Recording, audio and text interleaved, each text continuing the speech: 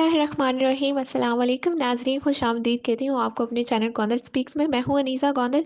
और जनाब बात की जाए पाकिस्तान के हालात की, पाकिस्तान की सियासत के हवाले से, मईशत के हवाले से या पाकिस्तान की सिक्योरिटी के हवाले से, तो हालात हमें काफ़ी ख़राब नज़र आते हैं। और सियासी अदम इस्तेहकाम तो हमारा जब से रिजीम चेंज ऑपरेशन हुआ पाकिस्तान में उसके बाद स्टार्ट हो गया था। उसके अलावा मईशत की बात की जाए तो मईशत भी जो है वो पीडीएम ने कहीं किसी खाते की नहीं छोड़ी है।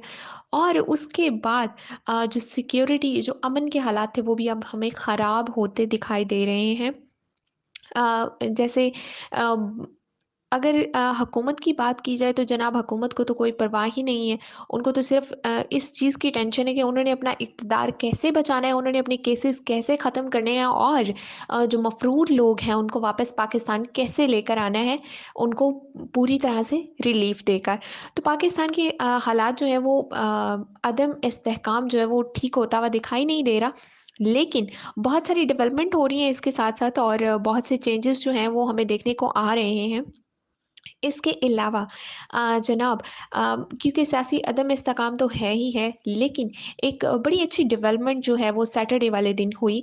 जब former prime minister Imran Khan साहब ने लिबर्टी चौक में अपनी आवाम से खिताब करते हुए जो है असम्बलियों की तहलील की डेट दी, जिसके बारे में उन्होंने कहा था 26 को कि वो असम्बलियाँ तहलील करेंगे, वो असम्बलियों से बाहर निकल जाएँगे और इलेक्शन की तरफ लेकर चलेंगे मुल्क को।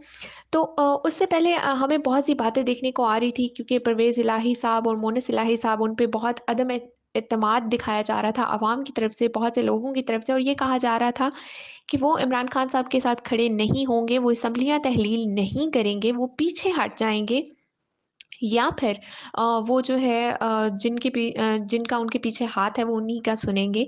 और ये तो हम सभी जानते हैं कि उनके पीछे किसका हाथ है। सो क्या हुआ कि उस दिन जब इमरान खान साहब भी ये ऐलान करने वाले थे तो उनके साथ परवेज़ इलाही साहब भी मौजूद थे और सीएम के भी मौजूद थे। सो एक बड़ी मज़े की चीज़ थी वो। और जब बहुत से लोगों ने ये देखा, पीडीएम की जमातों ने देखा, तो उन पे एक बहुत बड़ा बॉम्ब गिरा, जिसके बाद पीडीएम भी हरकत में आ गई। और आज तो माशाल्लाह से पूरी पीडीएम जो है वो लाहौर में मौजूद थी कि किसी तरह से जो है वो परवेज़ इलाही साहब को अपने साथ मिलाया जाए। नाज़रीन हुआ क्या कि जब इमरान खान साहब ने ऐलान कर दिया और उनके साथ मौजूद थे परवेज़ इलाही, उन्होंने भी हिमायत की और वो खुश थे। उन्होंने कहा कि मैं मुतमईन हूँ ये फ़ैसला करके, मैं बहुत खुश हूँ और मैंने इमरान खान साहब की अमानत थी जो उनको वापस लौटा दी है। सो उसके बाद जो एक बड़ी अजीब-सी खबर हमें देखने को मिली वो आई उससे नेक्स्ट डे, और वो ये थी कि परवेज़ इलाही साहब ने ये कहा एक निजी टीवी के इंटरव्यू में, एयरवाइन न्यूज़ के इंटरव्यू में, उन्होंने ख़ावर खुम्मन साहब के साथ जो इंटरव्यू हो रहा था और चौधरी गुलाम हुसैन साहब के साथ, उस इंटरव्यू में उन्होंने कहा कि उन्होंने इमरान खान साहब के साथ एक अदम एतमाद जिसको आप कह लें का इज़हार किया और उनका कहना ये था कि बाजवा साहब पर तनकीद बिल्कुल नहीं करनी चाहिए पीटीआई को और इमरान खान को। कहा उन्होंने पीटीआई, लेकिन वो डायरेक्टली इमरान खान साहब को ही कह रहे थे कि उन्होंने बहुत ज़्यादती की कि मुझे अपने साथ बिठाया और फिर मैं उनके साथ मौजूद था, लेकिन उन्होंने बाजवा साहब पे तनकीद की। बाजवा साहब उनके भी मोहसिन हैं और हमारे भी मोहसिन हैं। तो बाजवा साहब आपके तो मोहसिन हो सकते हैं, लेकिन वो इमरान खान साहब के कभी भी मोहसिन नहीं हो सकते हैं। और इस बात का अ, इमरान खान साहब बेहतरीन जवाब देते हैं और वो हर बार देते हैं और वो बताते हैं कि बाजवा साहब ने उनके साथ क्या किया है और वो क्या करते रहे हैं। सो अ, अगर बात की जाए तो वो परवेज़ इलाही साहब शायद वो पुराने ख़यालात के मालिक हैं या अभी तक वो एस्टेब्लिशमेंट के वो आसार से वो बाहर निकल ही नहीं सकते। उनको ये लगता है कि एस्टेब्लिशमेंट जो है वो बेहतर हुकूमत कर सकती है बजाए कि जो लोग हुकूमत में हैं उनसे।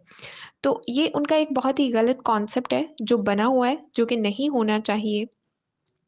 तो जनाब उन्होंने बहुत तनकीद की, उस्मान बुज़दार साहब पे बहुत तनकीद की कि उन्होंने कोई काम नहीं किया 4 साल में, वो बिल्कुल फ़ारिग थे।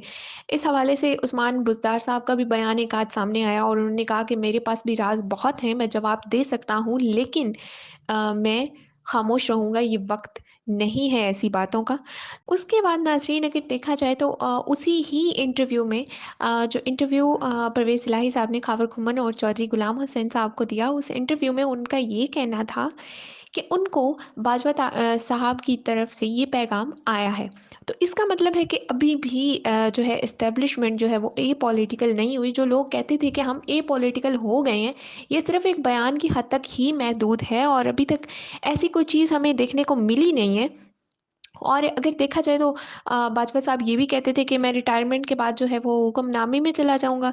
लेकिन परवेज़ इलाही से जो है उनका रूहानी रिश्ता जो है वो अभी तक कायम नज़र आता है हमें। और एक बहुत ही अजीब बात है, उसके बाद इमरान खान साहब ने भी इस पर बयान दिया और परवेज़ इलाही साहब का ये कहना था कि मैंने इमरान खान साहब से कहा था कि आपने मेरे होते हुए ऐसी कोई बात नहीं करनी। जबकि इमरान खान साहब ने जो इसके बाद बयान दिया आज, उसमें उन्होंने कहा कि मेरी इस तरह की कोई बात जो है वो परवेज़ इलाही साहब से नहीं हुई थी। तो ये एक एस्पेक्ट भी देखना अ, हमें ज़रूरी है। क्यों? कि अगर आपको जो है वो अगले दिन ही याद आया कि आपके मोहसिन के खिलाफ ऐसी बात की गई है, जबकि आप उस वक़्त वहाँ मौजूद थे, आपकी मौजूदगी में हुई है ये बात। तो ये एक बड़ी अजीब-सी बात थी। उसके बाद जनाब मोनिस इलाही जो हैं वो ज़मान पाक पहुँचे, उनकी इमरान खान साहब से मुलाकात हुई और उन्होंने ये बयान दिया कि हमारा इत्तेहाद कायम है, हम इमरान खान के साथ खड़े हैं, असम्बलियाँ तहलील होंगी, हर हाल में होंगी। और उन्होंने ये कहा कि पीडीएम जो है वो अपना मातम जारी रखे। तो ये एक बड़ा अच्छा बयान भी उनकी तरफ से हो सकता है, मोनिस इलाही साहब की तरफ से भी हो सकता है। और दूसरी तरफ अगर नाज़रीन देखा जाए तो परवेज़ इलाही को मोनिस इलाही जो है वो कभी भी जो मेरा ज़ाती तज्ज़िया है उसके मुताबिक वो कभी भी उनको जो है वो पीडीएम की तरफ नहीं जाने देंगे, चाहे इसके पीछे एस्टेब्लिशमेंट हो, ना हो। क्योंकि सब जानते हैं अगर इस वक़्त में आपने इमरान खान का साथ छोड़ा या उनके खिलाफ आप खड़े हुए तो आपकी सियासी जनाज़ा जो है वो निकल जाएगा और वो ऐसा बिल्कुल नहीं चाहते हैं। वो चाहते हैं कि वो सियासत में रहें, उनका एक नाम हो और वो एक जिसको आप कहते हैं कि यूथ वाला नज़रिया रखने वाले इंसान हैं मोनिस इलाही। और मुझे लगता है कि वो कभी भी परवेज़ इलाही साहब को वो बिल्कुल भी पीडीएम की तरफ नहीं जाने देंगे और वो इमरान खान के साथ खड़े रहेंगे। लेकिन कुछ लोगों के तज्ज़िये हैं, कुछ लोगों का ये भी कहना है कि ऐसा नहीं होगा। लेकिन हालात जो है वो बदल भी सकते हैं, कुछ कहा नहीं जा सकता, ये पाकिस्तानी सियासत है तो बहुत सी चीज़ें जो हैं वो वैरी करती हैं सिचुएशन पे। और जिस तरह से हमने देखा फैसल वावड़ा को आप देख लें, बहुत से लोगों का सियासी जनाज़ा निकलते देखा है हमने, जिन्होंने इमरान खान के खिलाफ जो लोग खड़े हुए हैं और जितने लोटे जो है वो रिजीम चेंज के वक़्त गए थे, तो वो उनकी जो इज़्ज़त अफ़ज़ाई हुई है पूरे पाकिस्तान में, पाकिस्तान से बाहर ओवरसीज़ ने पाकिस्तानीज़ ने जो की है, तो ऐसी इज़्ज़त अफ़ज़ाई कोई भी करवाना नहीं चाहता है आजकल के हालात में। तो मुझे यही लगता है, मेरा ज़ाती जो तज्ज़िया है वो यही है कि मोनिस इलाही जो है वो इमरान खान के साथ खड़े रहेंगे। इसके अलावा अगर नाज़रीन मईशत के हालात देखे जाएँ तो वो बहुत ही ख़राब हो गए हैं, डॉलर नीचे आने का नाम नहीं ले रहा है और डार जो है वो डॉलर से डर के भाग चुका है। और देखा जाए तो पीडीएम के अपने दोनों फाइनेंस मिनिस्टर जो हैं उनकी आपस में नहीं बन रही है, तो इन्होंने मुल्क को कैसे जो है वो मुल्क के मौशी हालात जो हैं वो कैसे बेहतर करने हैं। मुफ्ता इस्माइल साहब कुछ कहते हैं, डार साहब कुछ कहते हैं, दोनों की बनती नहीं है आपस में, उनका झगड़ा ख़त्म होने का नाम नहीं ले रहा। लेकिन पाकिस्तान को तबाह करने की इन लोगों ने ठान ली है और ये करते हुए नज़र भी हमें आ रहे हैं, क्योंकि पाकिस्तान में अब रह तो कुछ नहीं गया है, पाकिस्तान टोटली डिफ़ॉल्ट कर चुका है। और इसके अलावा अगर देखा जाए तो आने वाले वक़्तों में ये भी ख़दशा है कि अद्वियात की किल्लत भी हो जाएगी पाकिस्तान में, जो अभी से ही आपको देखने में आ रही है। और बहुत सी अशिया जो खाने की पीने की अशिया हैं, गंदम वगैरह हैं, दालें हैं, वो पहले ही आसमानों को छू रही हैं। तो पाकिस्तान की मईशत के हालात तो बेहतर होते नज़र नहीं आते हैं। और हमें ये भी समझ नहीं आती है कि जिन जो लोग इनको लेकर आए हैं, उनको अभी तक इनको हमारे सर पे मुसल्लत रखने में क्या हिकमत अमली नज़र आ रही है, इस बात का कोई जवाब नहीं है और कोई देगा भी नहीं। क्योंकि ये पीडीएम की हुकूमत जो है, इसने मुल्क को तबाह करने की ठान ली है और इनको अभी भी अपनी इक़्तिदार की पड़ी है, जबकि इनको इस वक़्त पाकिस्तान के बारे में सोचना चाहिए। एक ज़िद और अना को छोड़कर हमें पाकिस्तान को इलेक्शन की तरफ लेकर जाना चाहिए, ताकि एक स्टेबल गवर्नमेंट आए जिसके पीछे अवाम का मैंडेट लेकर आए और उसके पीछे अवाम खड़ी हो और वो हुकूमत फिर पाकिस्तान को चलाए। इसके अलावा नाज़रीन देखा जाए तो दहशतगर्दी की लहर जो है वो एक बार फिर से मुल्क में ताज़ा हो गई है। बन्नू में सीटीटी के दफ्तर पर दहशतगर्दों ने कब्ज़ा कर लिया और कई घंटों तक मुकाबला जारी रहा, जिसमें हमारे 2 नौजवान भी शहीद हुए हैं। और दीगर इलाकों में आपको देखने को मिलता है सवात जैसे दीगर इलाके जो हैं वहाँ पे भी तालिबान जो है वो दाखिल हो रहे हैं। सो पाकिस्तान के वज़ीर दाखिला जो हैं वो रहे हैं एहसन इकबाल साहब, उन्होंने एक ट्वीट किया है और एक ट्वीट के जवाब में उन्होंने कहा है कि केपी की हुकूमत जो है वो कहाँ है? तो उनसे ये कहना है कि आप तो वज़ीर दाखिला रह चुके हैं और आपको इतना भी नहीं पता कि दहशतगर्दी के खिलाफ जो है वो मिनिस्ट्री ऑफ डिफेंस का भी कोई रोल होता है और पाकिस्तान की एस्टेब्लिशमेंट का भी होता है। लेकिन पाकिस्तान की एस्टेब्लिशमेंट तो इस पे बात कर रही है, तो मिनिस्ट्री ऑफ डिफेंस कहाँ है? वो इस पे कब बात करेंगी?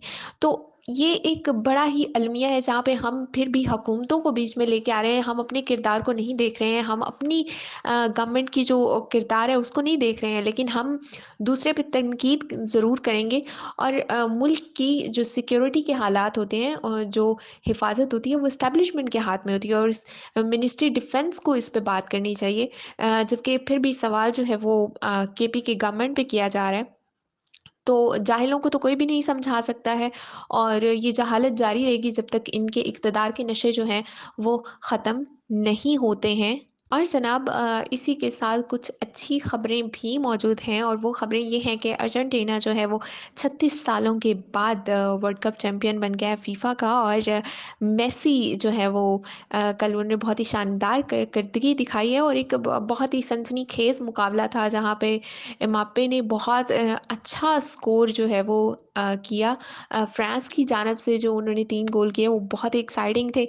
लेकिन जो है वो अर्जेंटीना जो है उसने फ़तह हासिल की, तो उनको भी मुबारकबाद पेश करते हैं और जनाब पाकिस्तान के हालात के लिए दुआ कीजिए, पाकिस्तान के लिए दुआ किया करें ताकि पाकिस्तान के हालात जो हैं वो कुछ बेहतर हों। किसी की भी दुआ कबूल हो सकती है, तो अल्लाह ताला करे कि पाकिस्तान के हालात जो हैं वो बेहतर हो जाएँ और देखना ये है कि अब नई डेवलपमेंट क्या आती है और क्या जो है वो इमरान खान साहब जो हैं वो कामयाब हो जाते हैं असम्बलियाँ तहलील करने में, क्योंकि एतमाद तहरीक अदम एतमाद लाने की बात हो रही है लेकिन वो कामयाब नहीं हो सकती है, ये हम सब ही जानते हैं। और इसके अलावा क्या होता है देखेंगे और इस पे कल दोबारा जो है वो व्लॉग करेंगे इंशाल्लाह। कल आपसे मुलाकात होगी, तब तक के लिए अनीसा कौंदर को इजाज़त दीजिए। अल्लाह हाफ़िज़, अपना ख़्याल रखिएगा।